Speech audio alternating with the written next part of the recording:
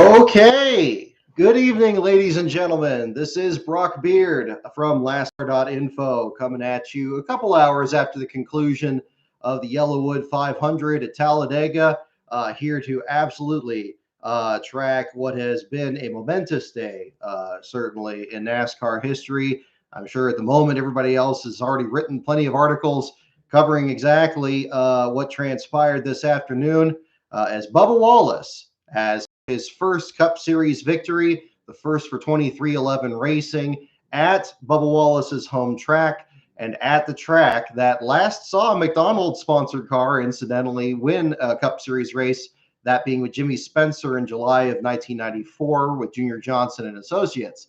A tremendous moment here. Certainly, that's going to be the focus here for this show here tonight. Of course, we did the show yesterday to talk about the Truck Series and Xfinity Series.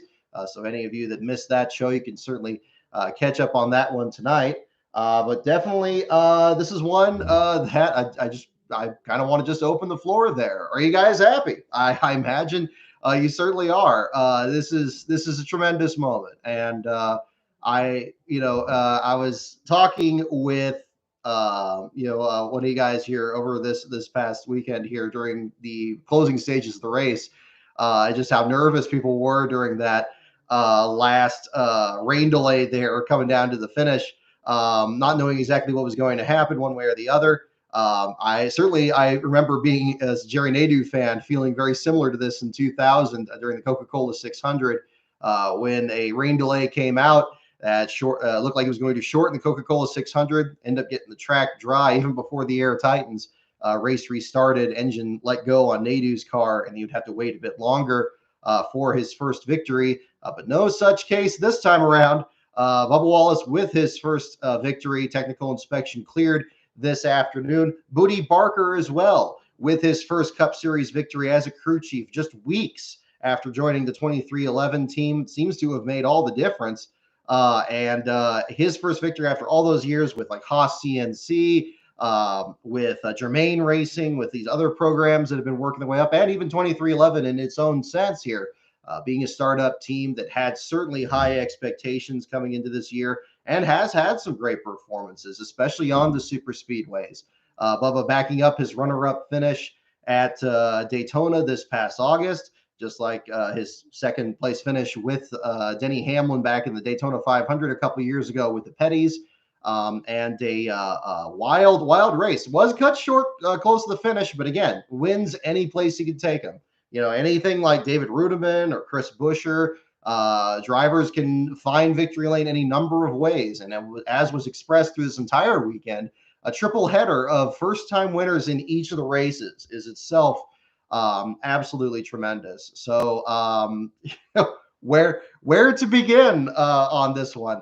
I guess we could really start with, again, a lot of the anticipation coming into this year, wondering how this 23 team was going to do. And even with Team Trackhouse and the Live Fast team as just a few organizations just coming into the Cup Series this year and having some moments and having, a really good battle through the pack as these teams work their way up the rankings here. Bubba Wallace himself had some good runs at Daytona and Talladega before. Had a great run in the seemingly his first race in the duels earlier this year. Had a really good shot at it there. I was just nipped towards the end of it there. And again, the runner-up finish at Daytona. Really, it's really something else. I mean, we have a lot of elements to this.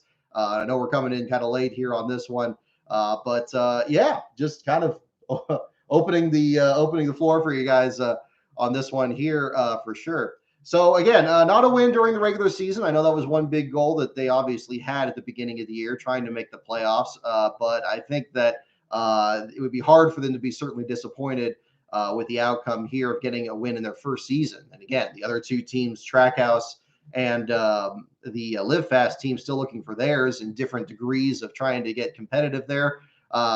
Suarez still trying to get where they can. A lot of interesting elements to this race as well. Again, mentioning, and it's been mentioned by other people already here in the discussion of, what it took to actually claim this victory.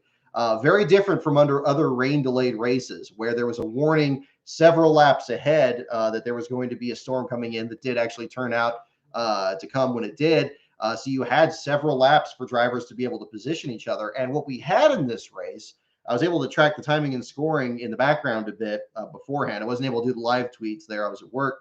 But I was able to kind of track the intervals at the beginning. Seemed like we had a very tightly bunched field in this one. Even at the back of the field, I'm so used to these last few super speedway races, even as recently as Daytona this past August, where the back of the field gets strung out. And I think it's probably because, of course, this being the last race with the Gen 6 car being used on the super speedways before the next gen comes in next year. We had a very tightly bunched field. The battle for last place in particular was at times a 2 and 3 wide battle back there, very close intervals.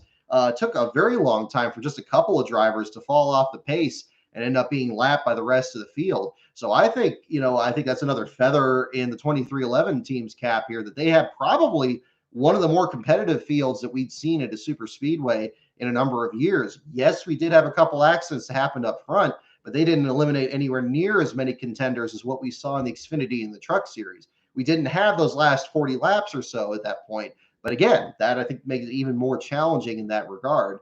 Now I know, again, whenever there's a rain delayed one, people try to, raise questions about that here and there. But again, he had to go up there and take it. And credit where credit's due. He did do that and had to throw some pretty impressive blocks. Very interesting as well, Kurt Busch's role in this, the future teammate over at 2311, playing a role in the finish there of that as well, working with the 23 team up front there. And a very different scenario from what we saw at Talladega last year, where there were efforts to get the 43 car up at the front of the field and not being able to stay up there and getting kind of shaken out of line.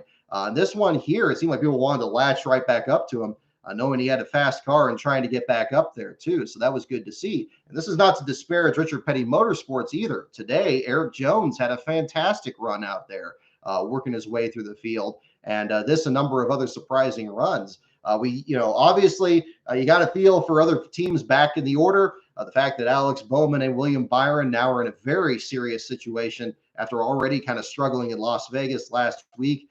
Both of them victims of the few accidents that did happen during this race, dropping them back in the pack. In fact, 3 of the 4 Hedrick cars involved in accidents, along with Kyle Larson, who had to twice escape the crash clock there during the opening stages of this event. Chase Elliott coming out relatively unscathed and able to compete for positions there, but picking up some points on all 3 of his teammates. Byron and Bowman now finding themselves in a must-win situation next week on the Roval. Christopher Bell was also very impressive in his effort to try to climb back out of the bottom of the field and trying to get a good run out there as well. Just absolutely, incredible situation for a lot of these different teams out there. So a lot of interesting stories, but a lot of excitement, and certainly, that's absolutely to be the case. So again, hopefully a lot of the fans are able to stick around after the rain postponement. I think NASCAR went above and beyond trying to get as much of this race in as possible.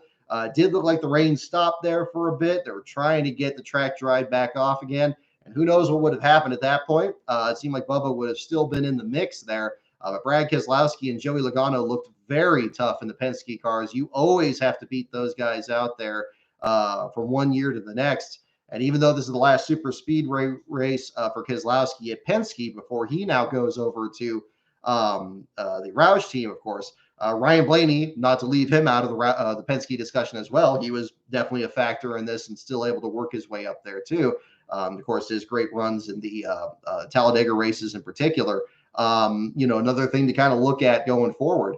We'll see if this continues the rivalry between them and Team Trackhouse. Is Trackhouse going to try to get one of their wins before the end of this year, or are they going to have to kind of wait till next season with the next gen and their own expansion to 2 cars? Who knows? But the day absolutely belongs to the 2311 team, to Bootie Barker, to Bubba Wallace, to Freddie Kraft, and the other team members there on the 23 team. Certainly a huge story here. And I think that everybody is still, grappling with the appropriate superlatives to really describe this. I don't want to overhype this, but I think I'm certainly not the first to say that this is a big moment for NASCAR, and especially coming just weeks after they finally gave the Wendell Scott's family a trophy, not the trophy, mind you, but a trophy in recognition of that win in 1963. I still maintain that Wendell Scott is one of the least appreciated drivers in NASCAR history, not because people don't talk about him, but because he's only talked about in a racial context and not the fact that he was one of the most determined drivers out there as an independent. Again, a lot of his acolytes, other independents, acknowledged that he was one of the toughest drivers that they had to beat from one week to the next. Hopefully, in this case, it's going to be a situation where now that Bubba Wallace has his win, maybe he'll be brought up in the same conversation in that sense as well, and increase the fan base that way. Actually, it was the same discussion I was having a while back there. I mean, I think that there was a lot of critics of Wallace, especially after the this effort here with the Michael Jordan teams, pointing out the fact that he hadn't won, and okay, I mean, it's early in his career and he's had other efforts to try to build up, but of course, this is a guy that's won at Martinsville in the Truck Series, he's won at Eldora in the Truck Series, not easy places to claim a victory. And if he had the right set of circumstances, he could certainly work his way up there. And he'd shown his prowess, especially at the super speedways. Yes, there's a lot of unpredictability there. But again, we had a race with relatively low attrition and high drama here on top of a playoff thing. Every one of those playoff contenders up there wanted to be able to stamp their ticket so they didn't have to worry about the complete crapshoot that the Charlotte Roval is every year. It seems like they're just going to hand that to Chase Elliott every season. So people really have to kind of worry about how many points they're being able to build back up there. Very rare to see a driver that's not in the playoffs scoring a playoff win, even at Talladega. Tremendous effort on that one. Really a lot to certainly talk about from there. Good to see the 23 in victory lane, something that I believe our friend Luis Torres was pointing out there. Hadn't won since an exhibition race with Jimmy Spencer, the same Jimmy Spencer that was the last driver to win with the McDonald's car back when he was driving for Travis Carter. Carter we talked about in the Darrell Waltrip feature a while back here. Again, good to see, a car number that not too long ago was BK Racing, and when they were struggling and then got their assets sold and everything else, traded up there at the same time. It's interesting to see. Maybe we'll see the same thing out of the 45 next year with Kurt Busch in the car there and get that number its first victory. And goodness knows how long that has been. I think more about the 10-3-4-5 car that Rich Bickle had or anything like that at the same time. But as I mentioned, this is certainly a big moment for NASCAR. And all this, and again, I think it was well deserved. I was blown away by the moves he was making there at the last stretch. Everybody in that field wanted to be able to complete those moves, and everybody else was trying everything they could to get back up there. Again, knowing that this Roval is coming up and it's still such an unpredictable race, that can't be overemphasized there. We had the possibility that maybe this was going to be a pop-up shower and they have to dry off the track there. Kind of a crazy situation there. But, it just kind of turned out the way it did. So incredible. I guess now we got to shift the focus to the Hooters Curse, which surprisingly extended itself after Bristol, where Chase Elliott came so close to breaking that streak there. Before a flat tire towards the end of that race. Another race where, that one went back to Pocono. It was the last time Kawicki won with that sponsor there. But another thing that goes further back, I don't know when the next time Chase is running the Hooters car. If he's running it at the Roval, might not be a bad idea at this point to kind of set things up for that.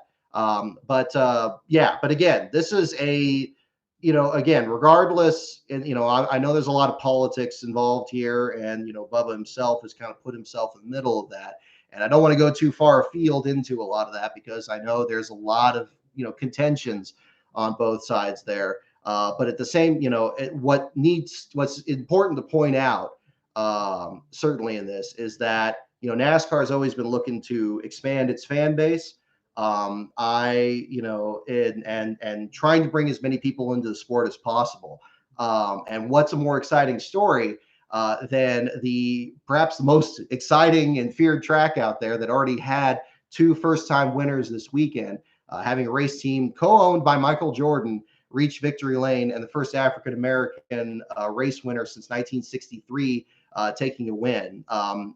If you excuse the pun, I think that is absolutely the perfect storm, probably the most perfect alignment of situations that we've seen since Dale Jr. winning that July race at Daytona. And again, I just take the ball and run. I hope that NASCAR does what they can to certainly capitalize on this opportunity. And again, try to really get as many people interested in the sport as possible. I feel that NASCAR really squandered their opportunity by being the first sport to come back after the pandemic last year.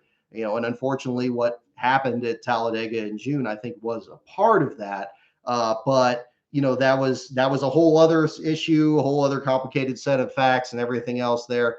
But this here, right here, as everybody else is really getting the story out there and making sure people, I was telling my coworkers about this after it happened, and they had the same reaction. Just eyebrows went up. They're like, wow, really? Like, oh my gosh. Like, just magnify that so much by people who have no interest in NASCAR at all, or no interest in the sport, and just say, oh, well, it's just, it's just this, it's just that. At the end of the day, the sport has been at its best when you have as many people that are interested in it as possible. I still think the number of teams you have is a canary in the coal mine. And coming into a year where we're going to have this brand new car, and you still have this charter system, which I'm not crazy about. I do think that does limit too much how many teams we get in there. But we can get a potential of, getting other investors in there that want to start a team. And hey, they want to go against Michael Jordan's team, or they want to go against Pitbull's team, or anybody else, and just show that, these guys can win. It doesn't matter if you got guys like, Joe Gibbs or Rick Hendrick or anybody else that have been out there, and Roger Penske that have been there forever.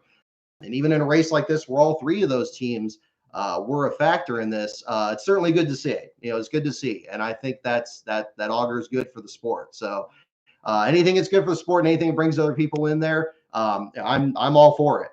And I think that's the biggest thing to really take from this here as well. This is mammoth for Wallace's own career, for that team. They got to be riding high. And I know Bubba Wallace doesn't like the road courses. I know he's probably going to struggle at the Roval next week, or not. You never know. But I'm sure that whole program is going to enter the off season in a way that they're certainly excited about the future, and they have every right to be. And that's really the big thing here. So, gosh, I don't really, I don't really know what else to say on that one there too. So, kind of a situation with all that. So,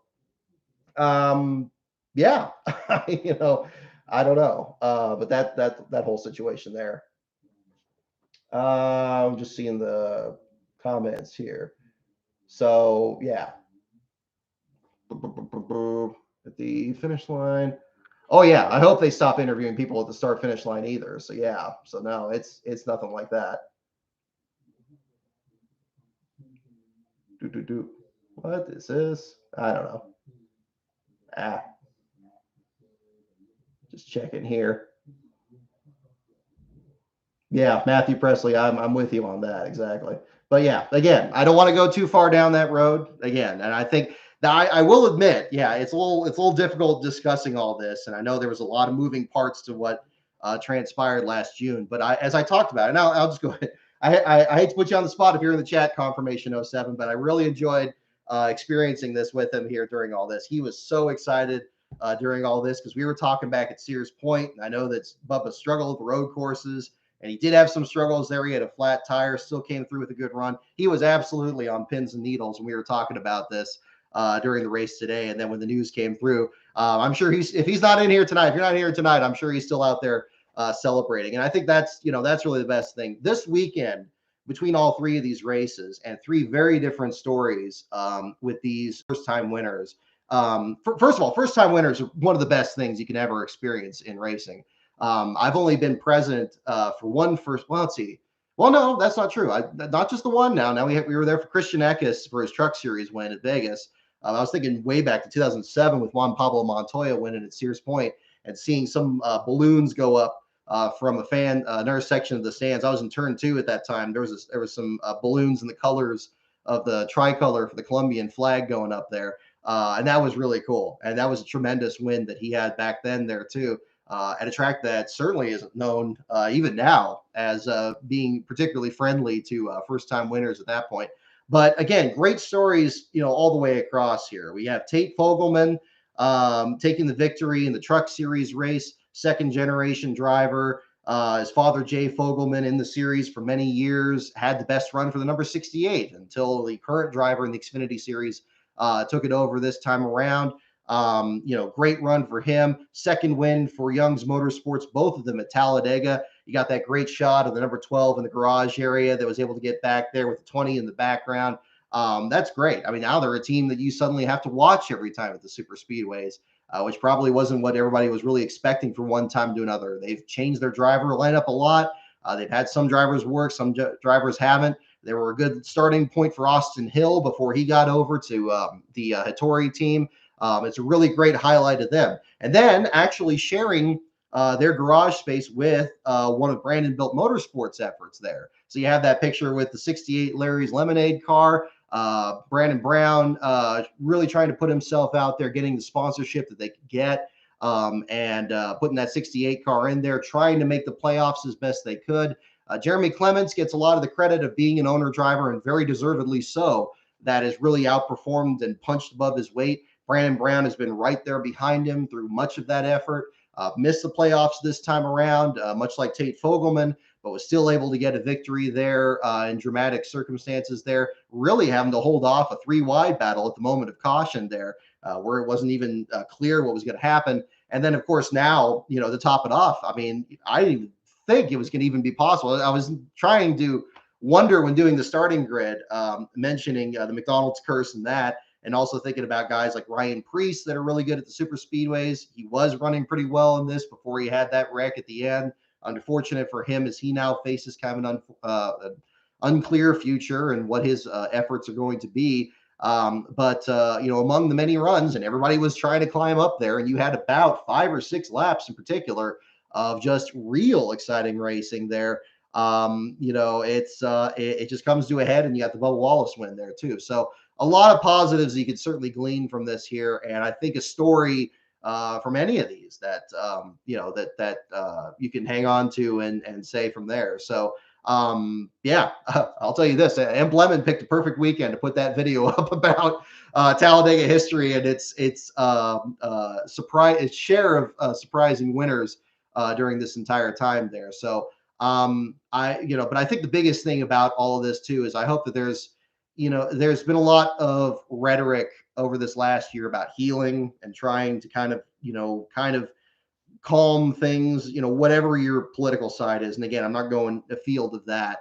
And when I was talking with Confirmation about this, I was saying, well, hey, I mean, maybe he wins this weekend. Maybe that'll be kind of something that smooths it over. Only time will tell.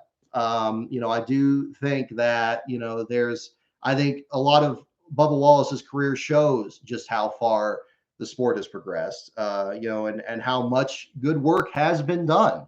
And really, again, now that he's with this other amazing, this amazing team and everything, and you see other drivers kind of working their way up the ladder and everything, and that's good to see. And he had to go up there and do it. He was, wasn't handed anything when it comes to this victory there. He had to absolutely go for it, and I hope that comes across there. I know there's gonna be a lot that's talked about this and about that and so forth and all that. Hopefully this is something that, kind of, calms any of that or anything like that. So I feel like I'm walking on eggshells a little bit because I don't want to go too far one way or the other on any of that. But absolutely, outstanding victory on that. And we'll, goodness, right? Where do we go from here? But certainly towards next season and the 2-car effort that they have against the 2-car effort at Trackhouse and whoever else is going to spring up next year.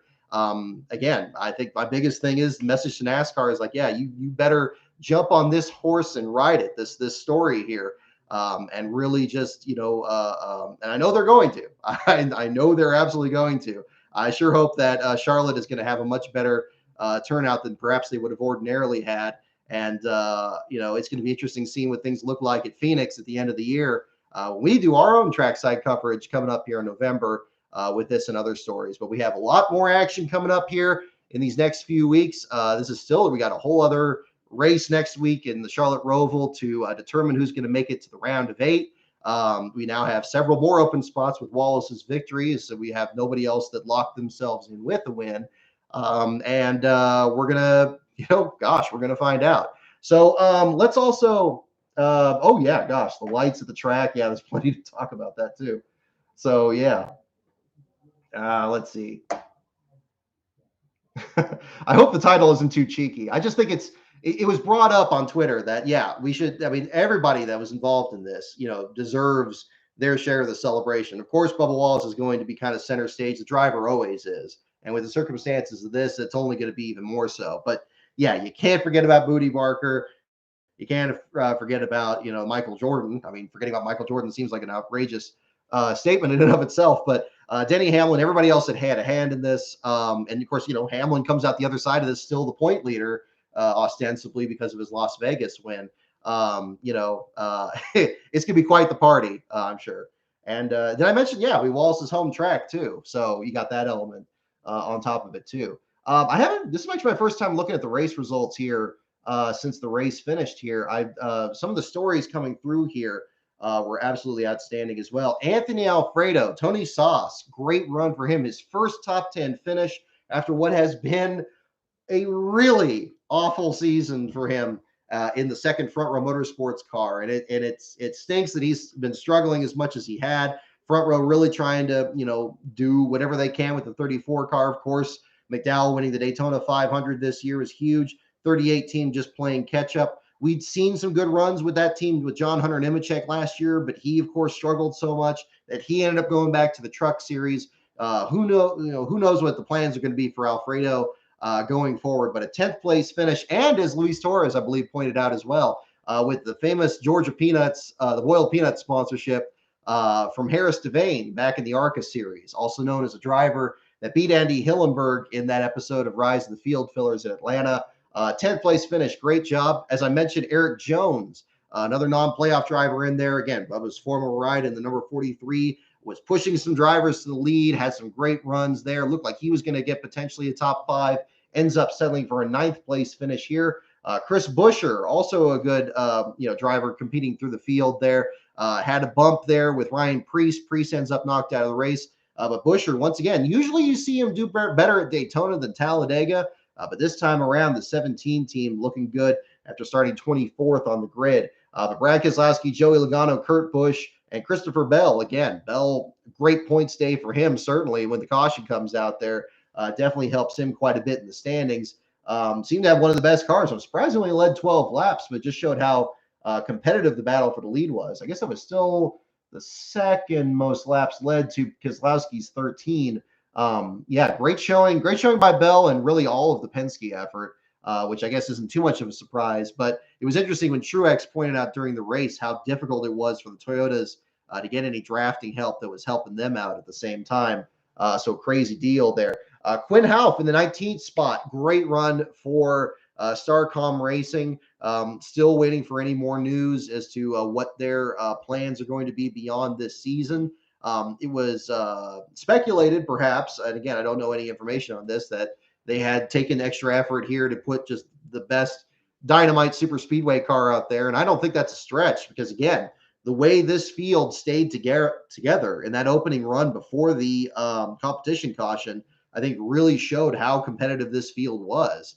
I was very surprised. He only had 2 cars really break away for the pack, and it took several laps. And pretty much towards the end of that actual segment before the competition caution fell, they dropped well back in the order there. So you had that whole set of circumstances there too. Now, again, with so little attrition, you have several drivers on the wrong side of it. Again, mentioning the 3 of the 4 Hendrick guys finishing 36th, 37th, and 38th in the bottom 5.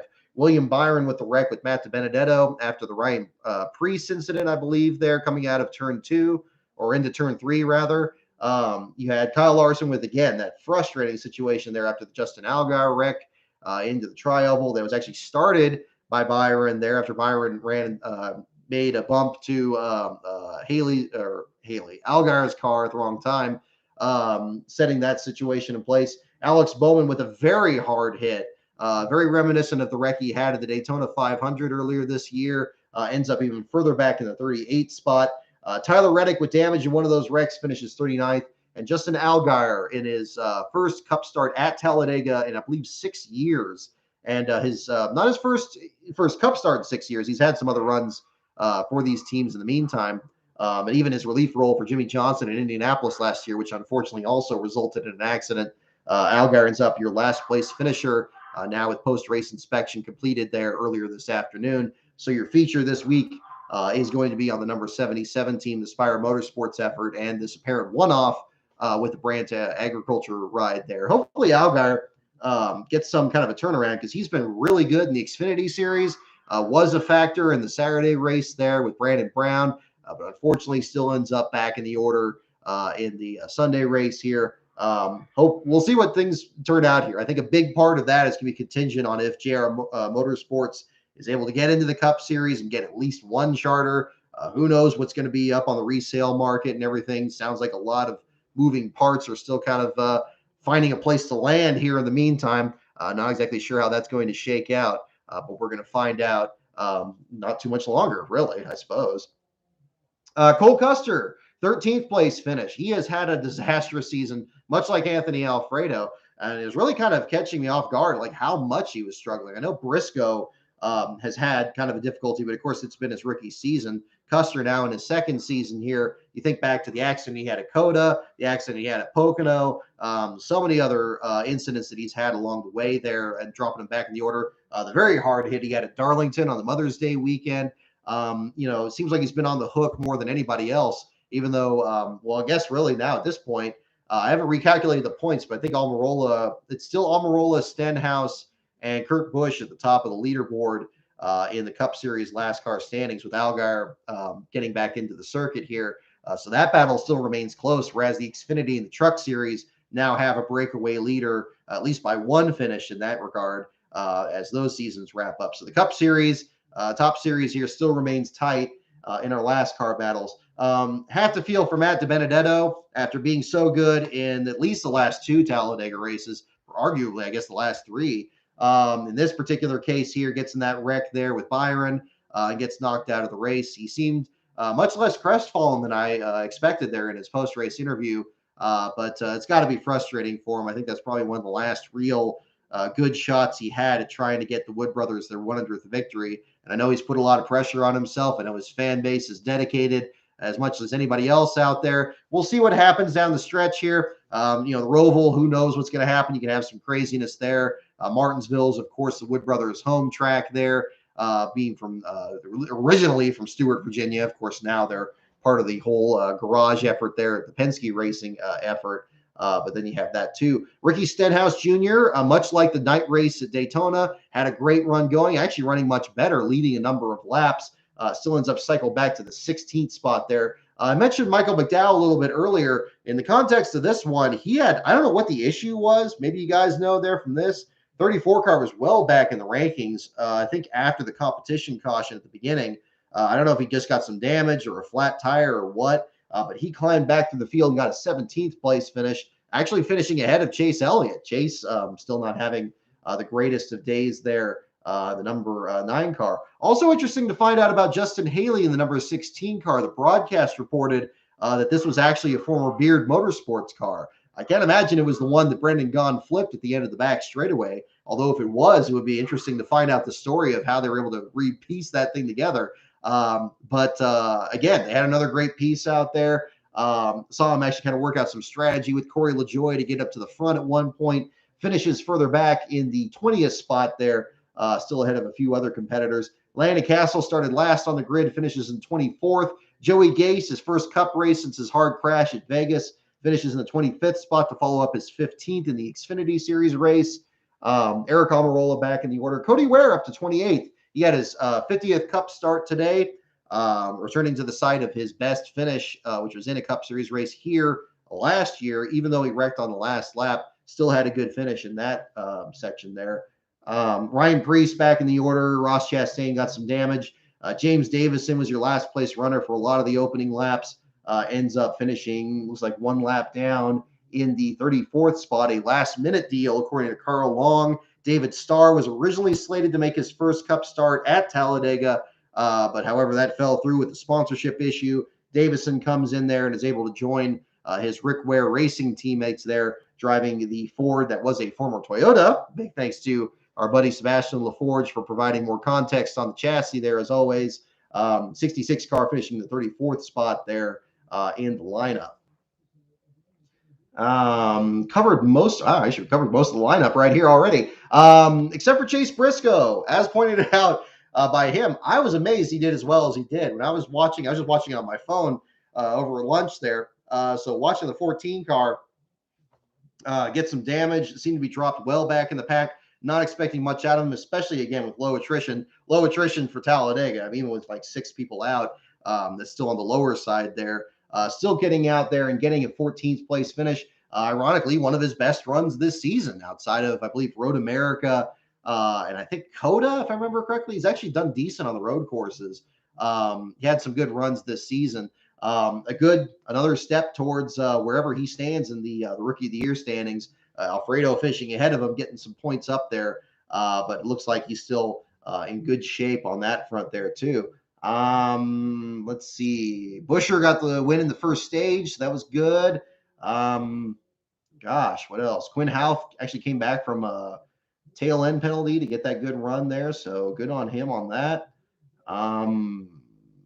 Goodness. Decently competitive, though. Again, much like again, very similar to the August Daytona race. A lot of tight competitive racing with very few wrecks. And again, I'll keep saying it. You don't need to have a lot of wrecks to have a great super speedway race.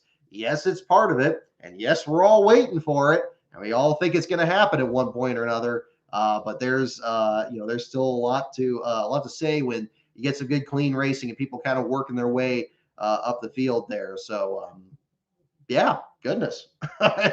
Let's see here. Let me get anything else. Gosh, yeah, love the Josh Bilicki paint scheme there. It's unfortunate he got a bit of apparently got some driver's side damage. I think he and Cody Ware, bounced off some wheels there on the apron of the track there. He and Cody Ware bouncing off each other and getting some more damage there, but a decently run there. So that was good to see at the same time.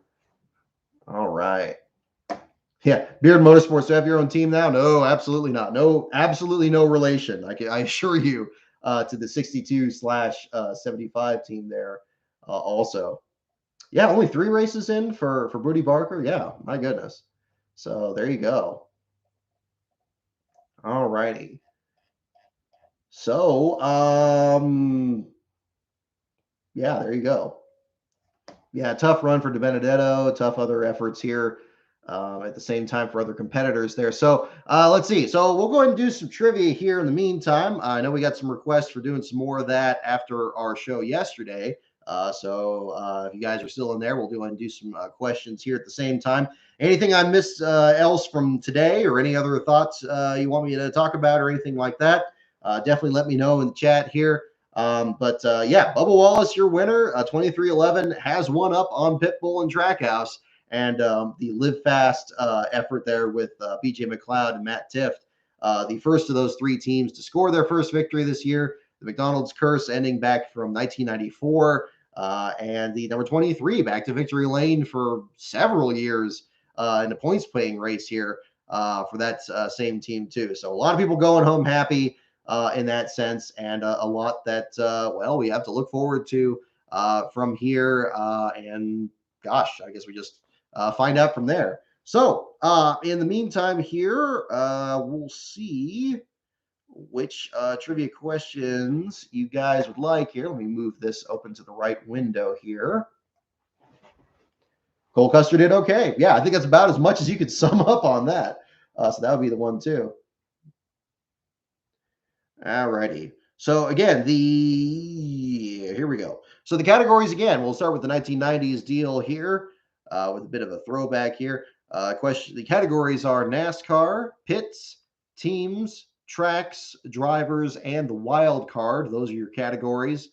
NASCAR, pits, teams, tracks, drivers, and the wild card. Go ahead and mention in the comments which one you would like me to do some questions off of, and we'll jump into there at the same time. Thank you so much, everyone, for tuning in. I wasn't expecting that many people here because I'm sure by now I haven't even checked my YouTube subscriptions list, but I'm sure it is completely backlogged with all the coverage from earlier today. So I do appreciate you guys tuning in here afterwards. I got a Monday to Friday like a lot of you guys there.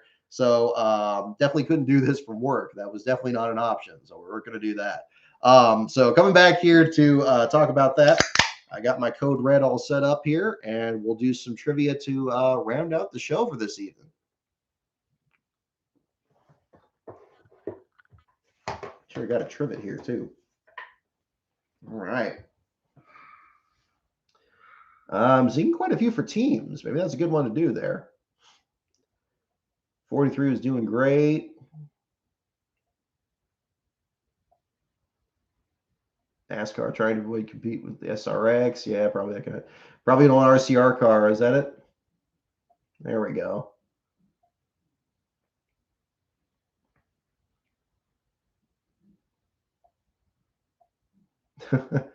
I put an and there, didn't I? I don't know.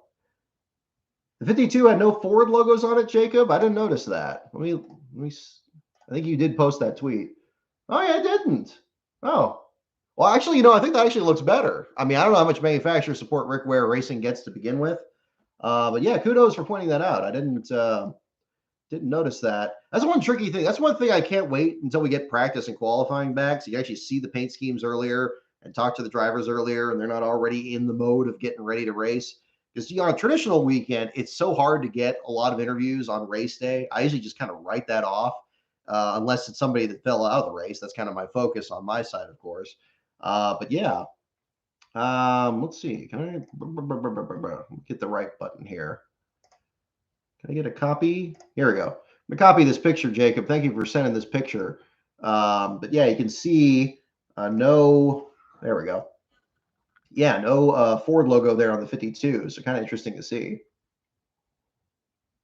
Quinn Half 19th. Yep, we absolutely talked about that. Great run for Quinn. Can't be happier for him, especially Starcom Racing, especially working on Derek Cope's book. Definitely a big story on that one too. So that was good to see. All righty. Let's see, 8th to 15th.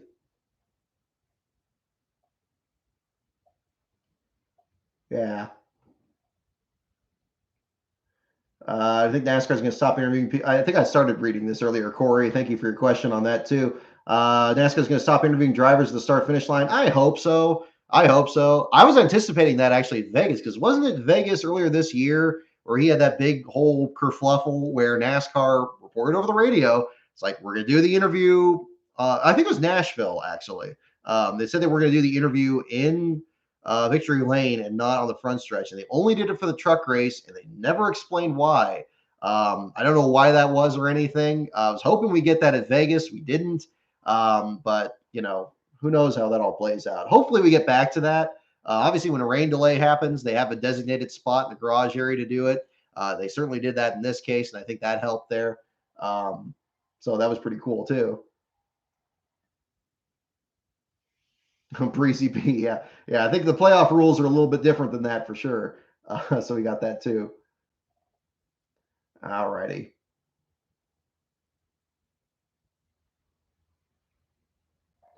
All righty.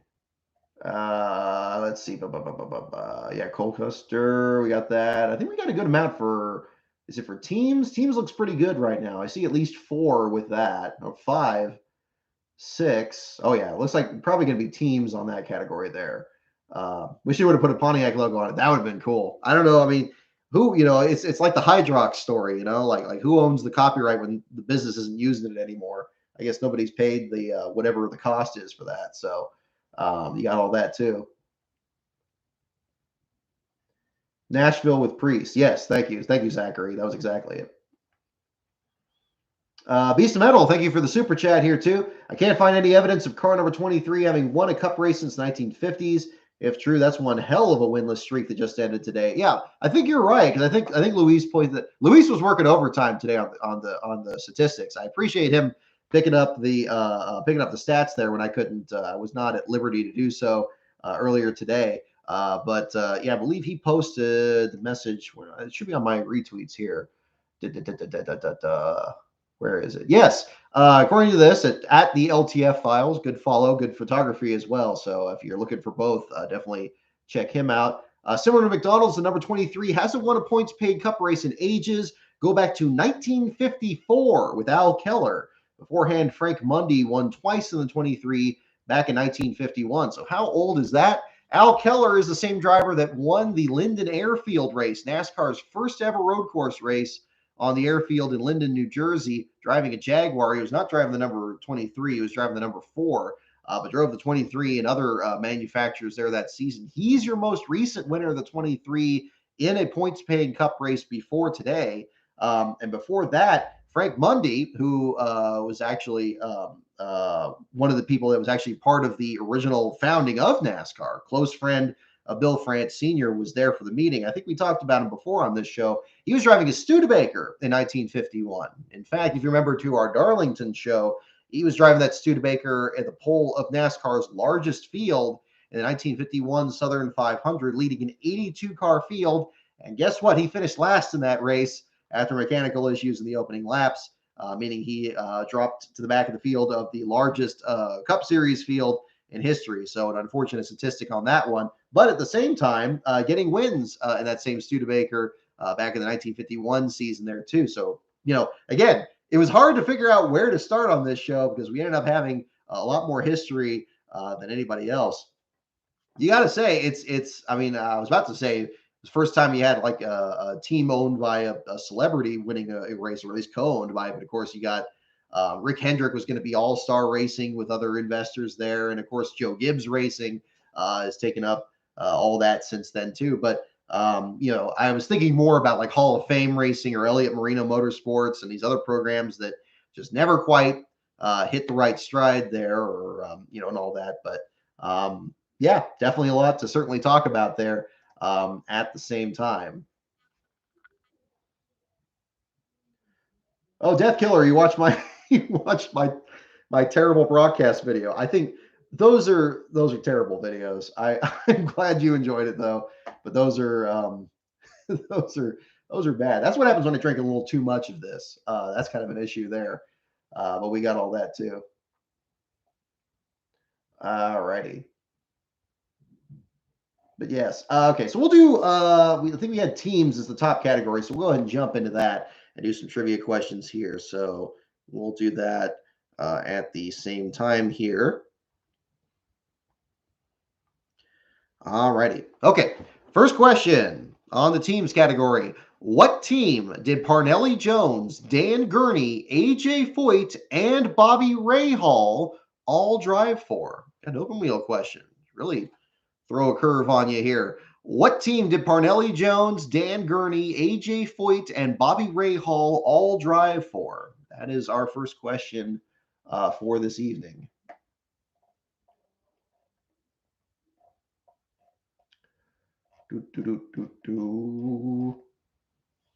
All righty. A DMC logo on their car.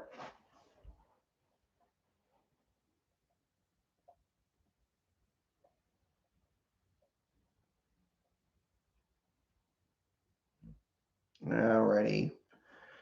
What team did Parnelli Jones, Dan Gurney, AJ Foyt, and Bobby Rahal all drive for? Is the first question. I saw somebody had a question here earlier. I didn't want to miss this here too. Oh yeah, no, I definitely don't own the 62 team. Oh, William last name. Sorry if I spoiled the finish there for you. This is definitely a post-race show, so yeah. Of course, I guess the title kind of does that too, but there you go. Got it from a fellow on the Nova Sweet owned Discord server. Okay, right on. So kudos to them. Alrighty. Primary victory lane after the rain stopped and the floor was dry. Oh, did they? Okay, I didn't know that. I had to tune out after that because I was just coming back from break there at that point. Hal Needham and Burt Reynolds, part owners in Harry Gant's team. Very good point. That's another one too for the celebrity section here. All right, reading the question again. What team did Parnelli Jones, Dan Gurney, AJ Foyt, and Bobby Rahal all drive for? Is the question. The answer is the Wood Brothers. The Wood Brothers, the same Stewart, Virginia / now Penske satellite team here on that one. The Wood Brothers is indeed the correct answer. Oh, yeah, Death Killer. Yeah, it was your question about the copyright there. It's really, I mean, again, it's tricky. I think the biggest thing is crediting your sources. Like, if you had a question about copyright in general. So again, any pictures I use, I get a lot of pictures from fans or anybody else in the infield. Biggest thing is I want to make sure I get any credit to them. It's like, so if somebody's looking at the site, they're like, wow, that's a really good shot of that car. It's like, well, yeah, it came from this. So that's kind of the biggest thing. I think the biggest issue with copyright in general is when people are just taking any content and just kind of claiming it's theirs. That's where you really get kind of a lot of issues with that. I'm no expert in it. I do have a legal background, but I am not practicing. I want to make very clear on that. This is not legal advice. This is not from a lawyer. So I want to make sure that's very clear. But that's been my guiding post on that. Same thing with the videos too. Whenever there's anything like content from a particular place, again, give credit, make sure it's clear where people can find it, give credit to the videos used and things like that. A lot of people with their videos these days, I imagine it's a real challenge. You watch somebody that does YouTube poop or something like that, and they just crash all this stuff together. Probably have a list a mile long, but it's best to try to give as much credit as possible. That's really the biggest thing. Just don't, that's kind of the real challenge there. So probably the best rule of thumb. Anything beyond that, I would definitely talk about that.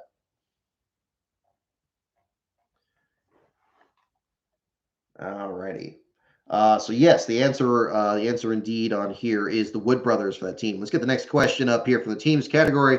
Who owned the car that Richard Petty drove to his last victory? Who owned the car that Richard Petty drove to his last victory is our next question.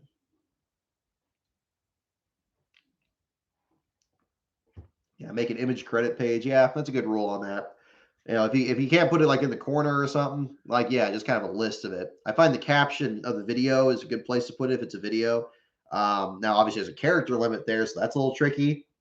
You can create a Google Doc, which kind of helps with that. Videos, I find it's helpful to kind of just create a standalone playlist and just have access to that so people can actually watch the videos that are in there. I think that's kind of a better way to approach that. It does end up kind of clogging up your list there with that. But if you're kind of doing that angle, I think that's a kind of a better way to approach that, perhaps. So other times I've done it the other way. I've done the Google Doc thing and all that, but it kind of goes back and forth. This will be an issue with another project I'm working on here. Who owned the car that Richard Petty drove to his last victory? Can you hear the dogs barking in the background? I'm sure you can. But that's the ones you're most often hearing. Those are Bunny and Badger, our newest dogs, and they have entirely too much energy. If I brought them in here like I have with Frankie and Frenchie these last couple of shows here, they would just be running all over the place. They are little acrobats. So you've seen some of the pictures there on Twitter. That's what they sound like out there. That's all the way downstairs. We're up on the second floor in this shot here, so we got that. All righty. Rugby Opinioneer, thanks for joining back in here. Happy to have you. We're doing our trivia segment here. Mike Curb, Dean Ween himself, things like that. These are all ones. JD Stacy, bring them in. Yeah, well, I would, but believe me, they would mark their territory all over this place, and people would not be happy at that point. But one of these days we'll have to. One of these days, maybe we'll do that. Maybe we'll put like a little cage in here or something. You'll hear them kind of kicking and moving over here. But we'll see. We have some special guests on these shows from time to time, and that was the case. So, who owned the car that Richard Petty drove to his last victory? A lot of you got it. The answer is indeed Mike Curb. Mike Curb. In the aftermath of the effort there. Confirmation 07, welcome aboard. Thank you for coming back in the show here. I wasn't expecting you in here tonight. I was just telling the folks here, really enjoyed sharing the anticipation of the win here today. And I hope you are having a wonderful evening there, celebrating the win for the 23 team there. Thank you as well for the super chat. I just got back with some friends and we were all celebrating. We were crying and drinking. Well, there you go. And again, I hope you are not the only one. I am sure you are not. And I appreciate you spending a little bit of time here with your celebration here in our trivia segment here tonight. I will not keep you too long, so you can get right on back to that as well. Yes, this is the same Curb Records, the owner that owned Richard Petty's team after the 1983 victory there as well. Alrighty. Next question here. What model of car took Fireball Roberts to victory lane at the Daytona 500? What model of car took Fireball Roberts to victory lane at the Daytona 500? Oh, Vander Jameshelm, you're from Bathurst? Right on. Welcome aboard. We got our international contingent tonight. Let's see if we get our Brazilian fan in here too at some point. So that's good to see. Yeah, I'm not intensely familiar with V8 supercars. I did enjoy when our local broadcast group covered it, I think 2010, 2011. Whenever they brought Darrell Waltrip out there, that was a lot of fun. Those guys, you guys are crazy out there. I'll tell you what. I enjoyed covering the World Touring Car Championship at Sears Point a number of years ago. It's about the closest I've come to seeing V8 supercars, but I know you guys are a whole other league out there. Would love to do last car coverage out there. We've only ventured as far as Canada in terms of the coverage there, but maybe one of these days we'll go down under, and that would be an interesting one too. So you never know. Everything's on the table. At the moment here, we're still kind of looking to do continue with the Cup Series coverage and everything else coming up here. We'll have to find a different place to put the magnet. I think at that point, the little door magnet with the Patreon names, but we'll see. We're sticking with the U.S. for now, but yeah, I'm always open to watching more of that racing there too. What model of car took Fireball Roberts to victory lane at the Daytona 500 is the question. The answer is the Catalina. It's specifically asking for a model, so I guess not the mark. Catalina is the correct answer, not the Catalina wine mixer. Did anybody get that one? We got Galaxy, Mercury, Pontiac, Fairlane. The Catalina is the correct answer. Pontiac GP, Buick, Ford, Matt Parsons. Oh, and Confirmation 07. You both got it. Right on. There you go. Catalina is indeed the correct.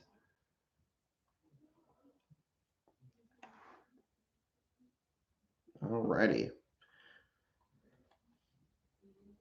Yeah, not an aircraft, I believe, but sounds like it though, doesn't it?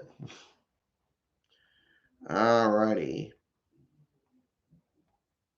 Let's see here. Ooh, here we go. Here's a good one. Here's one for the old school fans out there. A lot of these are, but there you go. What are the first names of the Stavolo brothers? What are the first names of the Stavolo brothers? There you go. There's a tricky one. So we're looking for two first names. What are the names of the Stavolo brothers is the question. Rob and Bob, Billy and Harry. So yeah, it's going to be a couple names that fit together. I think I know one of them. I'm not sure if I know both of them. But I'll leave that one to you guys to guess here for sure.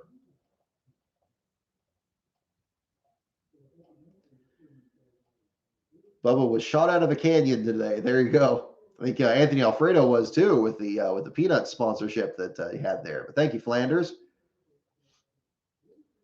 Lightning McCavity and John Sonway. That was such a terrible video. Oh God. I for the one or two of you that are probably fans of the terrible broadcast videos, I'm probably not going to do any more of those. I'm already backlogged with plenty of other stuff I need to produce here. Next video coming up on the channel, middle of October, less than 2 weeks from now. Now we're got to remind myself it's October already. Coming up here in just a couple weeks. So for those of you looking for more long form content, those of you who are in the Patreon already know the subject matter of it. And the trailer is going to be dropping very soon. So we're going to have some more content for you guys in short order. Not Rise of the Field Fillers yet, although that is in the process, as well as standalone videos similar to the J.R. Charbonneau video. Those are also in the works. So we'll whittle down that and get some more information coming up on that as well. Neom and good job, RD Fox 76, Mike and Rich, Jim and Joe, Ron and Rick, Giuseppe and Antonio. Stavolo sounds Italian. I like the way you're thinking. There you go. Let me read the question again here for those of you just coming in. What are the first names of the Stavolo brothers? Stavolo brothers, builders of one of the cars that Andy Belmont ran in his '92 season. One of the cars that Andy had not the kindest of words for, I guess we'll say. Alrighty. Alrighty, and the names are, and I see your comment there's Jason. The names were Bill and Mickey. Bill and Mickey Stavola. I did remember Mickey, but I didn't remember Bill. So there you go. Bill and Mickey Stavola were the Stavola brothers. Jeff Burton ran for them. Yes, indeed, he did, Jay Walker. Bobby Hillen ran for him. Bobby Allison ran for him. Many times with the number 8 car. Dick Trickle, Rick Wilson. Okay, now I'm putting myself in the corner. Bobby Hillen's a big part of their history, so that kind of eliminates a lot of their starts. Morgan Shepherd, the last start that they had there. Buckshot Jones, Hut Strickland. Strickland almost won for them for Darlington. Yeah, a lot of interesting paint schemes, a lot of iconic paint schemes. Of course, the Matt Benedetto had a throwback for him in the 32 car at Darlington. Kyle Busch also did in 2019, running the Snickers paint job. So you had a lot of those too. The history of the Stavolo brothers very closely intertwined in NASCAR history. Next question for teams. Who was Steve Grissom's crew chief on the Larry Hedrick team in 1997? Whoa, there's a challenging one. Don't look it up. Try not to look it up. Who was Steve Grissom's crew chief on the Larry Hedrick team in 1997? Talking about celebrating Bootie Barker getting the victory here today. Let's look back to other crew chiefs from other time periods. This is, again, a late 90s trivia thing here, but, of course, a late 90s question. Who is Steve Grissom's crew chief on the Larry Hedrick team in 1997? The good old 41 car, the pole sitter, or, well, no, not the pole sitter, the outside pole sitter of the 1997 Daytona 500, the Kodiak Chevrolet. Who was the crew chief for Steve Grissom that season? Are the Stavolo brothers intertwined with Brett Bodine? Very good question, Death Killer. Very good question. Trying to think of one, but perhaps with sponsorship, hard to tell. I don't think Brett ever drove for him, but there could be some connection there. Okay, we got good guesses. We got Bill Myers, Steve Grissom, Steve Neal, Richard Broom, something Presley, Andy Petrie. Yeah, deep question. Absolutely. What's the next rise of the field fillers? Rugby Opinioneer. Next episode will be on Hermie Sadler, and Score Motorsports will be the next episode. Do not have a release date yet. I would probably expect it maybe in November, probably after the season's over with. That's kind of the way things are looking. We're kind of getting ready for Phoenix coming up here. We did finish our travel arrangements here this week, so we're getting ready for that. Waiting to hear back on credentials there. So fingers crossed on that. It's going to be really competitive. It's the championship round. But hopefully we'll be okay on that. Going to order the magnet very soon on that. We have the design already picked out. Those of you in the Patreon have already seen the working version of it already. One of the many perks at patreon.com/LastCarOnBrock. We have a lot of moving parts coming up here. But luckily with when the race was delayed yesterday, I was able to actually finish my next video that's going to be posted. So we're going to have some more information on that. Yeah, and we'll go from there. Well, heck, it's a special day. I don't need to be this closed about it. People in the Patreon already know about it. Trailer is going to drop very soon about it. I'll go ahead and tell you what it is going to be. The next video I'm going to do is going to be posted on Saturday, October 16th. And it is going to be a video on Dan Weldon's accident at Las Vegas. And it is going to be a very particular video on that, including my own memories from that time. I don't really make a lot of biographical content. I like to kind of keep myself out of it. In this particular case, it's really unavoidable. That video is going to be coming on Saturday, October 16th. Those of you that are in the Patreon at levels $5 and up, you'll be able to see that video earlier. The approximate running time is about 48 minutes long. So it is going to be a video to mark the 10-year occasion on that. And I will tell you, but I won't now this part, I'm not sure if I am at liberty to really discuss. I do know that that is not the only video that is going to be on that subject that day. But I will leave it at that on that. But I will absolutely confirm that video is the next video that I'm going to be releasing on that. And that was for those of you wondering, yeah, that was one reason that we absolutely covered the race at Las Vegas this past week here. That was certainly one reason that we added that to the schedule this season. Other reasons for that will certainly be clear as well. So again, the title of the video is called Until Lap 11. And that is going to be airing on October 16th. So again, kudos for those of you joining in the chat today. Again, special day. We'll go ahead and make sure to mention that as well. And again, people in the Patreon, they've already received word about that too. So make sure they got their money's worth on that. They'll see the trailer first before the trailer posts. And of course, since the 16th is coming up, that's going to be very short order. But yeah, it's going to be my own memories from that, and in fact, a very unique angle at looking at that moment as well. I never had the good fortune to interview Dan Weldon in my career. I don't really cover open wheel stuff as much, but there is another angle I had of that. That's definitely a big part of the video that will be revealed a bit later on there. So stay tuned for more information on that as well. Okay, we have got the answer to the question here. Going back to the question, who was Steve Grissom's crew chief on the Larry Hedrick team in 1997? That is going to be the next one there too. All righty. Yeah, you'll see. Okay, I'm seeing some questions on there, but yeah, that's definitely another one there to talk about. Who was Steve Grissom's crew chief on the Larry Hedrick team in 1997? And the answer is, oh, wow, one of you actually got it. Charlie Presley. The guy, I guess, something Presley, you got it. Charlie Presley is indeed the correct answer. I don't think the 41 was a Pontiac at one time, Big G. I think it was just a Chevy for a lot of that. Great paint scheme, though, especially Ricky Craven's version. The Steve Grissom one wasn't as good, but the Ricky Craven one of my all-time favorites. I remember drawing it in my notebooks all the time back then too. Good guess, Death Killer. I'm not going to confirm that yet, but you'll see when the trailer drops for sure. But it is absolutely going to be a video on that posted on the 10-year anniversary there. So we're coming right up on that. Who guessed something Presley? Let me look up here. Let me make sure I missed that. I know we stretched this pretty long here.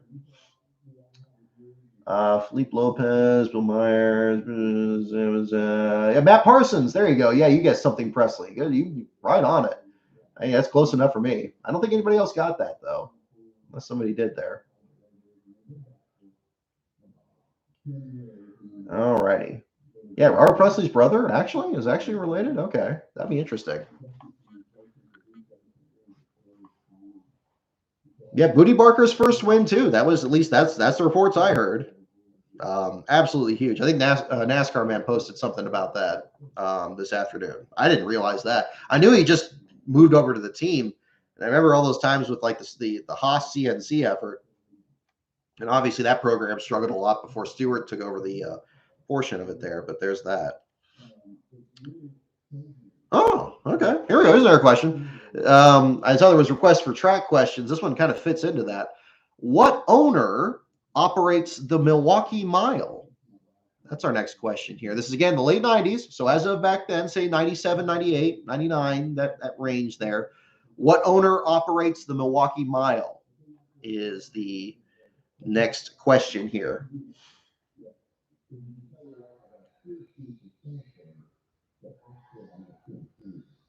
What owner operates the Milwaukee Mile?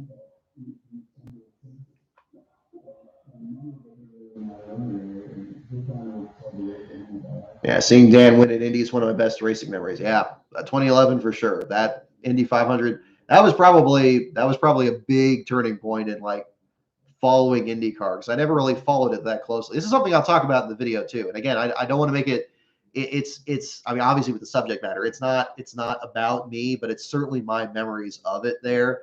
That's kind of the way it's colored. It's kind of hard to explain, but it'll be clear when the trailer drops there. There's another element of it here that I think will be much clearer when you actually see the trailer, so you'll get a better idea of it. But it'll be interesting for sure. Again, those of you in the Patreon will see that very soon. Oh, GP Labs, thank you so much for the super chat there. Means a lot there, man. I know you produced some great content on your channel there as well. Love the track description where you drove the last place finisher in New Hampshire. I got a real kick out of that one. Big day for NASCAR, big day for racing. Looking forward to the Dan Weldon video. Solemnly keep it up. Yeah, absolutely. Again, that was one reason I was reluctant to kind of bring it up on the show tonight, because of course I don't want to put a cloud over anything. Because again, this is a lot to be excited about from today. Subject matter just is what it is. But again, I think, we got that coming up. That'll be on October 16th here. But today certainly belongs with the 2311 team and the efforts from there. So we'll have some more on that. What owner operates the Milwaukee Mile was the question. I know we have some guesses here. We got SMI, Penske, Craig Leopold, Visa Metal. You got your own difficult names here coming in there. Milwaukee Fairgrounds. Yes, but we'll have more content for you in very short order. That's one thing with this particular video, a little behind the scenes here. One of the big reasons that the Rise of Field Fillers episode took a long time was actually I kind of had the idea for the Weldon video back in June after the Carl Long video was posted. I kind of got some work started to go on that. That was around the time that we decided to do the Vegas coverage in September. So that kind of occupied a lot of that. The other part of it, of course, was doing the audiobook for the JD thing, which was during the first part of the Olympic break. So that filled up the summer pretty good. I'm glad I took the time when I did, because there was no way I'd be able to finish it in just a couple weeks here. I did upload the latest version of it on Sunday, and we'll have some more information on that as we get closer to the date. We're already pretty close to it already. It's the 4th. So yeah, just 12 days from now, we'll have that video up there. We'll have some more information. I just noticed my computer isn't plugged in. Hopefully, I think we're good on battery though. We'll probably wrap up the show here in just a couple of questions.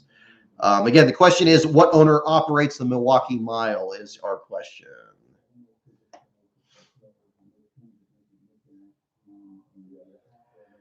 This was the 90s. Yeah, exactly. So there you go. We got several guesses for Penske, and the answer is Carl Haas. Carl Haas is the correct answer, at least as of the night. Oh, there we go. It finally went into focus. Carl Haas is the correct answer in the late 90s. So we got that.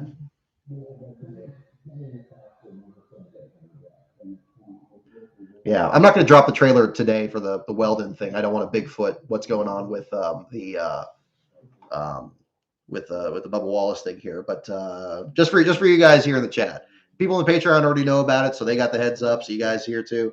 We'll have some more information on that on another day, but that'll certainly be coming up. Let's see. Yeah, Carl Haas. Yeah, I wouldn't have guessed that. There it absolutely is right there. Yeah, this is for those of you. I see you getting a couple questions on this. Yeah, this is a really cool road trip thing. Actually, we had it in our bag. We went to Vegas this last time here, and I brought it out during a rain delay at Darlington a couple of years ago. So it's great. This is a Tiger handheld from 1998 with a number of questions that we've gone through on this show, really pretty much since the disqualification show, a couple of years now. And so it's got some great stuff on it. I don't know if they made a newer version of it. I have some other trivia questions on the desk just to my right here if we do run out. Also gets great battery life. So you can find these things on eBay for like $10 nowadays. So if you're looking for something to challenge your friends with, it's got a couple other settings on here in the stands when you're waiting for the race to start. You could certainly do worse than this. So there you go. All right. Rugby opinion here. Glad you liked the Phoenix Racing video. Absolutely. Like I say, that ended up actually getting kind of some brought up there on the Emp Lemon video. Also, I didn't mention this yesterday. Kudos again to Slap Shoes for getting a piece of the Emp Lemon video too. I thought that was fantastic. Good to see it that part too. Definitely talking about Talladega. His review of that is certainly something to bring up at the same time. All right. Let's see now. That one's a little too easy.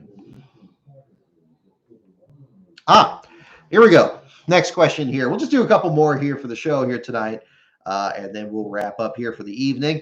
Next question here is, who went from crew chief to general manager at Roush for 1998? That is the question. Who went from crew chief to general manager at Roush for 1998? That is the question.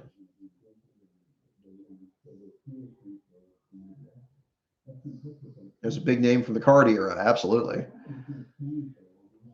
Even with my, again, very limited knowledge I have with open wheel, I can't overstate that. That's where actually the Weldon project was a little bit challenging. I came into an IndyCar so much later than NASCAR, but we'll have some more information on that when we get closer to the release date here for you guys. Todd Parrott, Buddy Parrott, Randy Pemberton, Steve Neal, Jimmy Fennig, and several questions. These are good questions, or good guesses, rather. Gosh, we need some more code red on that one. Bringing out our first-time winner theme here. Of course, the traditional tied number 32 here. Ricky Craven also taking his first win in dramatic fashion at Martinsville, which is still coming up for our penultimate round in the championships here. All righty. Who went from crew chief to general manager at Roush for 1998?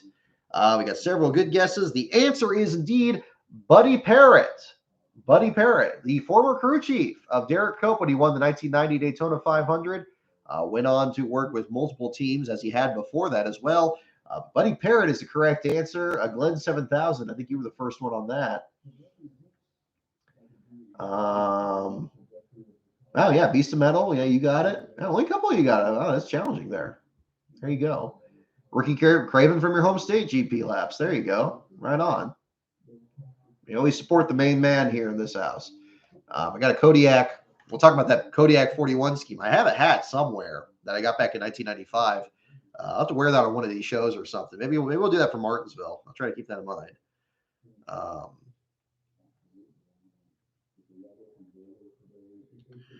All righty.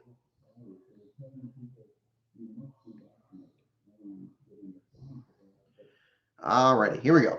Okay. Consider doing field fillers of Busch and truck teams. I've thought about it, but a lot of these episodes seem to kind of cross over into other series. For example, ARCA is getting a lot of mentions in these videos. Certainly the Hillenburg, certainly the Belmont, other ones. And the truck series, we had a little bit of that in the Carl Long one, because, of course, Steve Dixon was involved in being a truck series team owner for a time as well. And Carl drove some of those entries too. So it's tricky. We'll see how things look at a certain point. I have next few episodes planned for the field fillers thing already. If we branch out into other ones, they might be like standalones or something further down the line. But we're nowhere near done with the current teams I'm already planning on working with here. And I'm collecting some more information for some standalones. I need to get into a rhythm where after doing the field fillers episode, I work on some standalones in between. So I can get kind of a more regular upload schedule. I know that's been the biggest challenge here on this program. And a lot of that is balancing the stuff with the website and everything. But luckily, we're heading towards an off season here pretty soon. Hopefully, that'll free up an opportunity to be able to do that. So we'll get some more on that coming up here. I don't think I've read the question yet. Let me get the question here. It is, what owner got 17 wins with Buddy Baker and Bobby Allison in small block Fords? Read that again here. What owner got 17 wins with Buddy Baker and Bobby Allison in small block Fords? The field fillers. There you go. I don't know if anybody noticed this. I'm not sure. And maybe I need to do it differently for even the next one. But I actually used a different limiter on the Andy Belmont episode. So the opening shouldn't have been as loud as the other ones. It should have actually been within a tolerable range.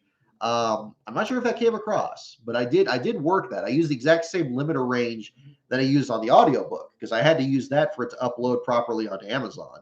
And so I was kind of practicing with that. I don't know if it made any difference. I saw the comments when the video started. People were like, my ears. So I'm like, okay. So I'm trying not to blow anybody's ears out with that. But yeah, there's still that too. Hopefully it'll be better, but we'll just keep playing with it until we get it right. I don't know if there's gonna be a second edition of these videos or not, but we'll figure that out down the road. What owner got 17 wins with Buddy Baker and Bobby Allison in small block Fords is the question. We got ones for Bud Moore, several Bud Moore guesses. Sounded great to you. Okay, well, I'm glad it sounded good to you, GP Laps. RD Fox 76. Okay, good. You noticed it too. Okay, good. So I probably shouldn't have said anything about it, but yeah, it's definitely troubling me because I don't want to lose hits because somebody's ears are blown out the first minute of the video. When I say they were the field fillers, I'm really backing up for the mic when I do it too, because I know if I do it too close, it's going to be a problem too. But yeah. What owner got 17 wins with Buddy Baker and Bobby Allison in small block Fords? The answer is indeed Bud Moore, little Bud Moore. D-Day veteran himself. Famous 15 car. You got what you needed. Right on. There you go. I'm trying to memorize. This may surprise you. I'm still trying to memorize the whole thing because I know there's some videos where I say it aroused anger in some versus it arose anger in some. I'm not sure what the mot juste is on there. I think it's aroused because it's more like it's like a deep-seated anger. So it kind of aroused. It's like, oh gosh, he did this. He blocked me or he wrecked me. So it aroused anger in some and admiration in others. Oh gosh, I'm blanking. Already just from that section. Admiration in others. But each knew 2004 was their chance to rise. They were I was going to have one. I was thinking of doing one where I would just be like, they were the field fillers. And just kind of just shrug it off. But I don't know. And then have the music be really loud. And then that would be the way to balance it out. I don't know. I need to work with something like that. But that would be the fun way to do it. Oh, there we go. Yeah, I like it. The the pinky in the brain type. Yeah, that's exactly it. That's exactly it. Alrighty. Let's see. We'll do one more question here to wrap up for tonight. Oh, Beast of Metal, thank you for the super chat again. My goodness, man. You don't have to do that. If YouTube cared about hits or eardrums, they wouldn't play the countdown bit ahead of premieres. That's true. That is entirely too loud. And it's funny when a video uses that as a backing track. I try not to because it's whenever I try to pick a song for a video, I really try to see if somebody else has used it. There was one I was going to use, and then it was used in that video where the guy has lyrics for the Cookie Crisp cereal. And I was like, oh, okay, that song's ruined. I can't use that one. Like I was going to actually use that in, I think it wasn't in the J.R. Charbonneau one, but it was in another one. And I was like, oh, this is great. It's kind of light, and it's fun, and it's kind of got this. And then somebody just goes Cookie Crisp over it. I'm like, oh, okay, well okay. Everybody's gonna recognize it if I use it.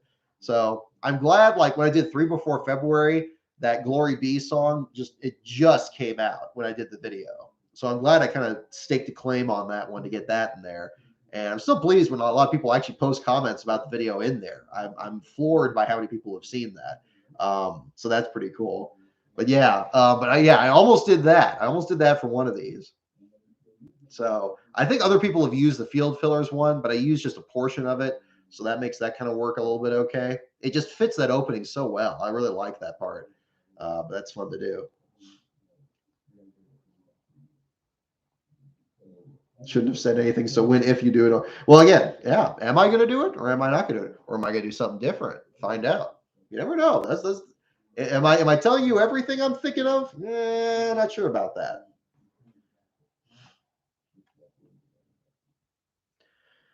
Alrighty. Okay, hang on. No, that was not a very good question either. Let's see. No, that was too easy. Here we go. Here's a good one to wrap up on here. Okay. Last one here for today. What is the real first name of famous car owner Junior Johnson? Junior Johnson, of course, the owner of the 27 car, the last team that the McDonald's sponsor won before today. I'm still getting over that. I love that McDonald's recognized it on their Twitter account. I thought that was just so cool. It's been a long time. I mean, I think about Bill Elliott in the 94, I think about Andy Houston in 2001 where they couldn't get through the year. All of those. I mean, again, I think that's what's. I mean, everybody knew that when 23XI Racing won, it was going to be a huge story. And I think everybody was hoping that they were going to win this first season, even though it was going to be really difficult for them to do so. But the fact that now you have this added bonus with the McDonald's thing, the Bootie Barker thing. I really don't want to overstate it, but I think it's a story that can't be overstated at this point. I think everybody else out there is writing their articles with their superlatives in there. And that's kind of the part of it.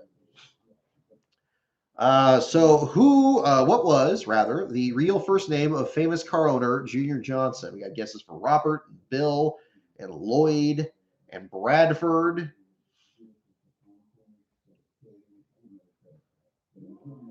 Oh, he used Terminal Montage. Oh, he used something from Star Fox. I don't know. Yeah, I didn't notice that. I gotta remember. There's something from somebody's channel. Like I think somebody's channel used the intro music from the countdown for the premieres. That is awfully loud. I don't know if they worked that out. What's the real first name of famous car owner Junior Johnson? Okay, the answer's kind of slowed down a bit. We'll get the answer up here for you guys. The answer is indeed Robert. Robert is the correct answer. A lot of you got that one. Glenn 7000. I think you got. Oh no, Maserati 9. You were the first one on that one. So right on there. So there you go. Eustace, that would be fun. Wasn't that the guy? Wasn't that the farmer from Courage the Cowardly Dog? Yeah, that was always. Well, that was always a weird one too. Oh man, that takes me back. Alrighty. Well, so there you go. So anyway, well, thank you so much everyone for tuning in here tonight. A bit of a later show. I know the last few shows here have been sometime after, so we haven't got like that immediate reaction from the race here that you usually see on these shows. But next week, our next show is going to be Sunday after the Roval race. Hopefully, weather certainly was no issue with that last year. They had a complete monsoon in the Xfinity race last year, and we were able to get those races in. So we should be able to be back to doing a show right after the finish of the race.